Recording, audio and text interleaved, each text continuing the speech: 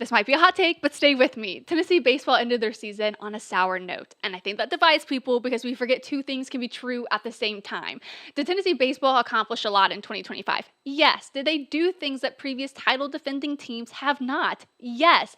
But did they end their season on a sour note? Equally, yes. They end their 2025 campaign with a pair of their poorest performances on this season, just days removed from arguably one of their better performances on this season. And I think it's in how their season ended that will directly influence how they attack the offseason. So, Jimmy, would you agree that Tennessee's season ended on a sour note? It's hard to argue that because you went to Arkansas and you got blown out in the last game of the season. And so that's the lasting memory that you have of this baseball team. I do think Arkansas was the better team, Yeah. period. And I did not expect Tennessee to win there. I did expect them to compete a little bit better, in particular in the last game.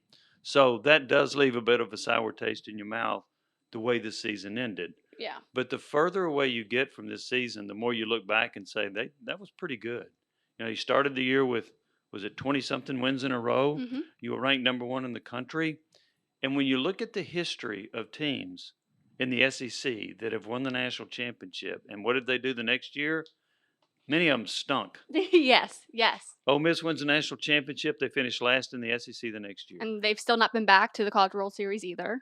Mississippi State wins the national championship the next year in the SEC. They finish last. LSU wins the national championship the next year. They go 13 and 17. Tennessee didn't do that. They at Right. least got a national seed. They at least got to a super regional. And one of the things that also happens is the further you advance in any tournament, the harder it is to accept defeat and the more it hurts. Yeah. Whether it's Tennessee men's basketball making the Elite Eight, Uh-huh. they didn't get to the Final Four. So it stings. But when you look back, you realize that was a pretty successful year. So I think people will look at Tennessee like that. Hmm. And but now Tony Vitello has raised the bar so high Right. that anything short of Omaha is uh-oh. Well, and I think you can still say, like, yeah, you had a very successful season to make it back to the Hmm. Supers. John Wilkerson on the Sports Animal had a great recap after the game that Tennessee is the first title defending team to not only make it back to the regionals, to be a host team, and then make it to Super Regionals.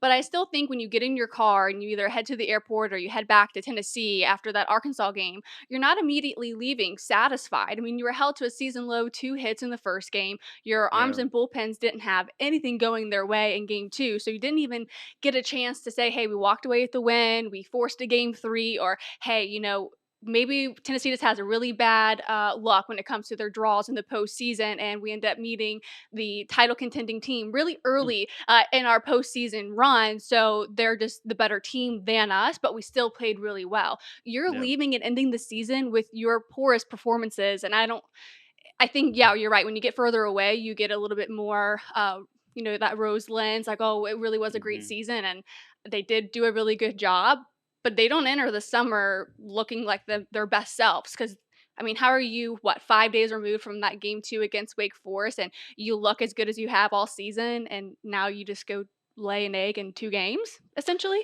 Yeah, and the interesting thing about game one of that series, if you had told me Arkansas is going to score 4 runs and Tennessee's going to hit 2 home runs, I think Tennessee wins. Yes, yes. But the Well, only 2 hits they got were home runs. and funny enough, I was kind of going back to Arkansas and I was looking at their season, and times where they were held to 4 or fewer runs, they're 4-7. Now they're 5-7 after beating Tennessee 4-3 in that Mm, game. You also held them to the fewest runs in the 4 meetings that you had that season. So your bullpen, your arms, they did what they needed to do. Marcus Phillips really navigated traffic in that yeah. first game, and after he gave up 8 hits, Tennessee only gave up two more, but they couldn't get away with a win. And you would think, like, oh, you got Liam Doyle the next game, you'll be fine. That'll be the game that you force a game three with. But yeah, it was surprising that the bats really went silent in this series. Yeah, they did. And then with Liam Doyle, and Tony Vitello mentioned this, that he didn't think Doyle, he thought the 3+ or so innings against Wake Forest Hmm. took a lot out of him and he wasn't as sharp. Now, okay, there may be a good point there, but Arkansas clobbered him the first time they played him. I think Arkansas just knows how to hit him. And then Tony made the decision to take Doyle out, the National Pitcher of the Year. And I'm watching that and I'm thinking, boy, I know Doyle isn't at his best, but is he a better option than the next guy? And as it turned out, he probably was. Excuse me, because the next guy have a grand slam. Well, So yeah, it was and then it's Krenzel, and over. he starts with like I think two strikes or two Yeah. strikes in a ball, and then you hit the pitcher or you hit the batter, hit by Yeah. pitch, and then AJ Russell comes in, and it's what a couple of pitches, and it's a grand slam. Like it's a Yeah. good throw and a better swing. Yeah. And that's tough for Russell in that situation. He is a very talented pitcher, but Yes, he is not the pitcher he was before his injury. right, And maybe and that's next tough year to he come will back. be, Hmm. but sometimes when you go through the injury that he had, it is a long process, sometimes 2 years, Yeah. not one. And so they did get some pretty good outings out of Russell. They got some shaky outings out of Russell. But uh, my mindset, and look, Tony's won a lot of ball games, and He my mindset has. is I'm probably gonna stick with the best pitcher in the country, even though he doesn't have his best stuff. I get Yeah. that. But once that happened, the grand slam, that the game was over. That was it. Yeah, Arkansas didn't need to Yeah, put up any more runs because Tennessee was never really yeah. a threat in that game, unfortunately. And I'll say this: I'm not qualified to say who's the best baseball team in the country because I don't see everybody. Hmm. But I'm picking Arkansas to win the World Series. Yeah. I think they're that good. I think their pitching, their hitting, their defense, all of them, they're really a solid team. And I think it's going to be tough for anybody to beat out Arkansas. I know it seems like Tennessee athletics as a whole has a really unlucky uh, pattern when it comes to their draw in the postseason. Because you mentioned Mhm. Tennessee basketball making it to the Elite Eight. Well, Houston makes it to the national championship game, and Houston makes Tennessee look like a completely different team than they did in the Sweet 16 against Kentucky. You go to college football, and of course, who do they meet in the first round? Ohio State, and they Yeah, made them look so elementary in that game, maybe flip the yeah, field a couple of times, but they kind of did that to everybody. So I think because of that, you're like, oh wow, this season ends in a really sour note. But it's like, who ended their season? Oh, someone who made it to the title series, a title game, and it's just like a really unlucky draw for Tennessee. Well, and in particular, the unlucky draw with Tennessee football, because if you go under the now format for college Yes. football playoff, Mhm. Tennessee would have hosted SMU. Yeah. And I how like different. Tennessee's, Yeah. they'd have beat SMU, I believe, but Yeah. Ohio State at that time, and they were the best team in the country, and And they no one really proved had it. an answer. Yeah. Yeah. So I think when you kind of look maybe to the next phase for Tennessee baseball, how do they move forward where they don't end their season with problems that had plagued them throughout? I mean, in that game one, they were as a team held to under 100 for their batting average. Yeah, that's pretty bad. Yeah. Here's an interesting debate we could have about Tennessee. So a lot of people have said there's not a team more talented in the country than Tennessee. Hmm. And if you look at postseason awards, you could make that argument. Sure. Whether it was Liam Doyle being a National Pitcher of the Year, whether it was Andrew Fisher hitting, I don't know, 25 or 5. so home Yeah. runs, and then Gavin Keelan, the first team All Americans. Hmm. You look at the top end talent on that team; it's extraordinary. Yeah. But I also think they were playing with some people that were okay, not great players. They were okay. This guy had an okay year. This guy had an okay year. Your freshman third baseman had Manny for a Marin. freshman did well, right? Yeah. Freshman All American, Yeah. but it's an okay year by some standards. So I don't know that I think the depth of their talent was quite as good as some others.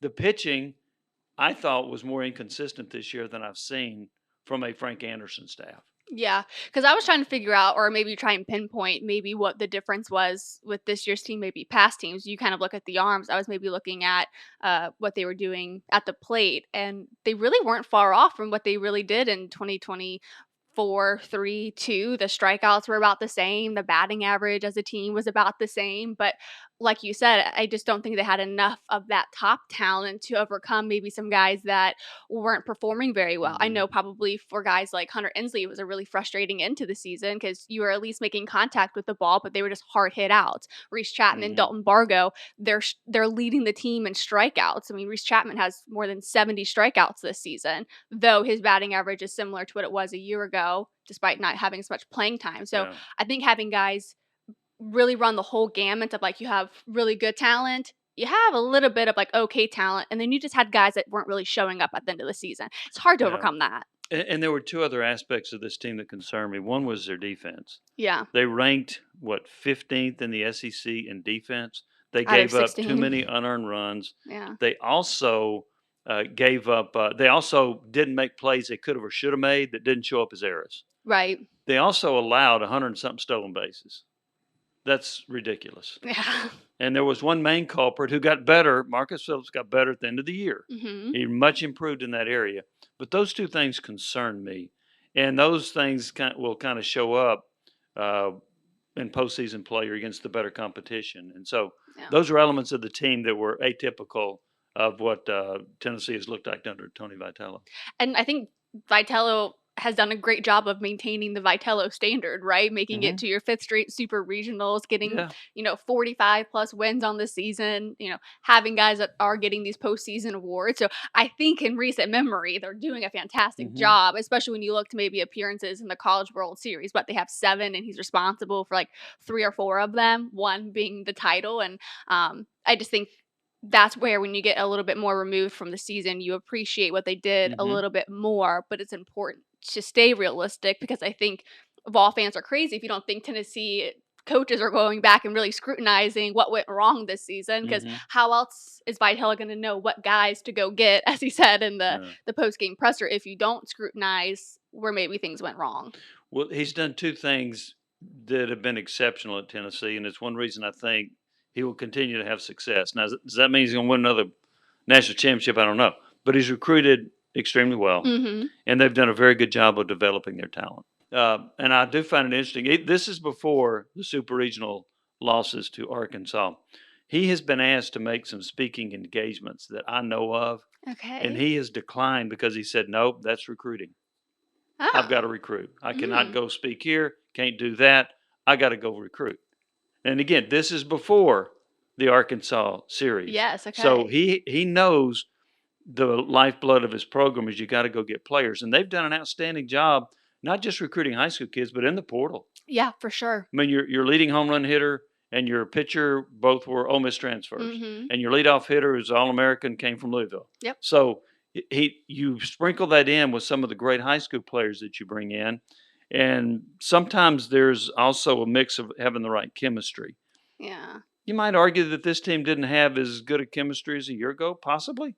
Yeah, I think that's fair. There's so many new guys on here, so many young guys on the team, and maybe a little bit more problems on the team, like performance-wise. Think about this. Influences. How many position players returned from that national championship team? Like none. 2. Yeah. No, there were 2. Hunter Ensley and Dean Curley. Yeah. That was it. You had to replace 6 other position players. And Dean wasn't even in his natural spot. Yeah, right. That's right. Yeah. And so so now that you look at the rebuild that he's got to do based on the number of players that he lost that are going to be high draft picks, he's going to find some really good players in the portal. Yeah. And he's going to have some players that didn't play a whole lot this year that are going to elevate because that's what he's done. He's proven that over 8 years. So I expect Tennessee to be really good in baseball next year. Yeah. Now, how good remains to be seen, but they're going to be competitive. They're going to be fun to watch, and they're going to pack Lindsey Nelson Stadium. Yes, I think so. I guess of the returning freshmen coming into this season, maybe who excites you most from the Manny Marins, Jay Abernathy, Chris Newstrom, Levi Clark? That's him. That's the one. He excites you the most? I think that guy's a terrific hitter. I think what he did as a freshman, and he played some early and midweek games, and then he wasn't playing as much against SEC, and then they put him in the lineup. I think that guy's a stud. I think he's going to put up some terrific numbers. I do like Marin at third base. Yeah. I think his batting average will only improve. He's not a power hitter. No. But he can get on base, and he hit close to 300. And I think he can hit 300 next year. And I think if he continues to, eat right and work out the right way, I mean, it just goes back to what Vitello said in the regionals. Like, he would not have been able to have that opposite field home run in the fall. So if he can just maintain that, maybe he turns into a bit more of a power hitter or someone who can get some extra base hits. Yeah. So I think he's got a pretty good nucleus. Abernathy. So he waits till his last at bat of the year to hit his first home run of the season. 430 feet, Jimmy. And it probably would have gone farther if not for the scoreboard. Yeah, that was a jack. He knocked the heck out of it. And he's the fastest player. Yes. He's got the potential to be a really good player playing every day. I can't wait to see how much he improves when he's in the lineup day after day. So I think that there will be a nucleus, but no question, you got to go out. I don't know if you can find a pitcher like Liam Doyle or a hitter like Fisher. I don't know if you can find that, but you need to find something close to that. And I think that Tennessee will. Tennessee is a place that people want to come play.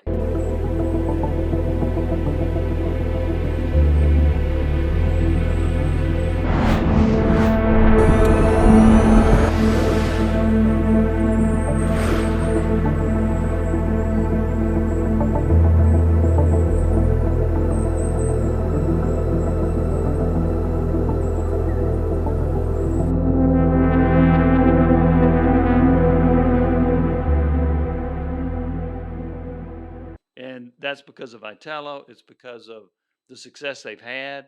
It's because of their persona.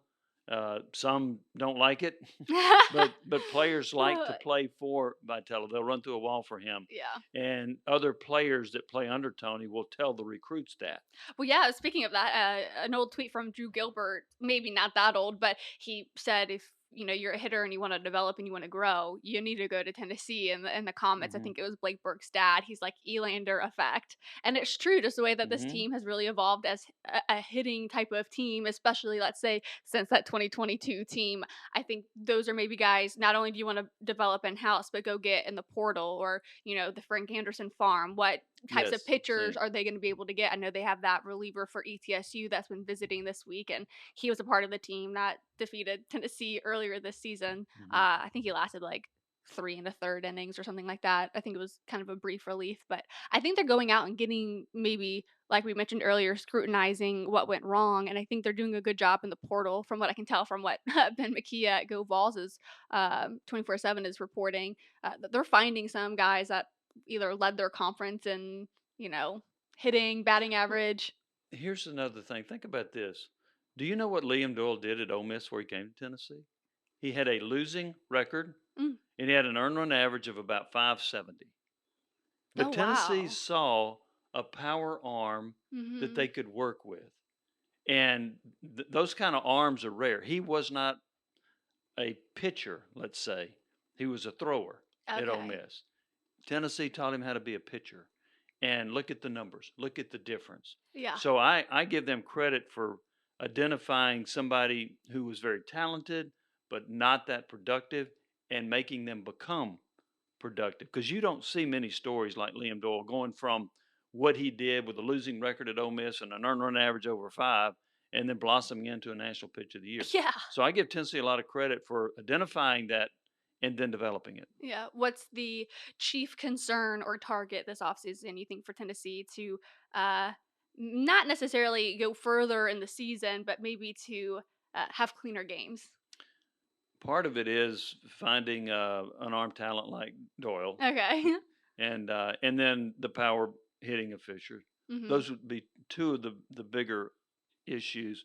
They've also got to become a better defensive team. I did not see that coming. I will No. bet you $1 million the Tennessee staff didn't see that coming. I don't think they were a team that struggled to feel in the fall like they did during the season. Yeah. I think that's why they consistently move those guys around and just couldn't find a Yeah, recipe till the end of the season, really. yeah, they Yeah. did. So they got to clean that up. Hmm. Definitely. I think the stolen base issue with the pitchers. I think they can work on that. With Yeah. a lot of that is a matter of a pitcher having a quicker move to the plate and Yeah. not tipping things How much off. is it ever on the catcher, you think? Being able to execute those Oh, throws. it just depends. Yeah, Like okay. with Phillips, it was on him, Yeah, it was.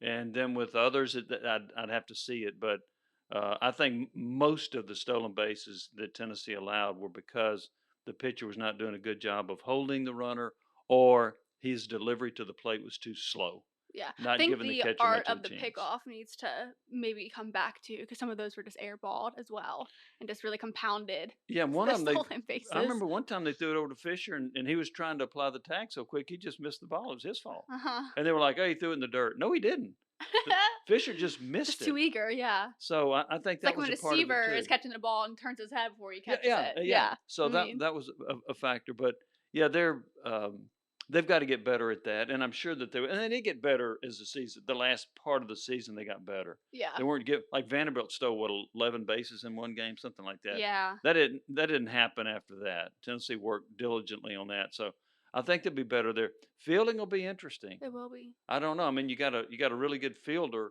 at shortstop that they would put in the eighth or ninth inning, but he lacks for his ability at the plate. Yes. So how much do you sacrifice your batting average for a better fielding percentage? That's going to be a question that they've got to answer. And I think if you can answer that, you might as well get into coaching. Yeah, that's right. Well, we'll have much more on Tennessee baseball as the summer progresses and with the MLB draft. And later this week, we'll have more on Lady Vol softball and if they are going into their golden ages and their chances of winning a national title. We'll have much more of that coming up later this week.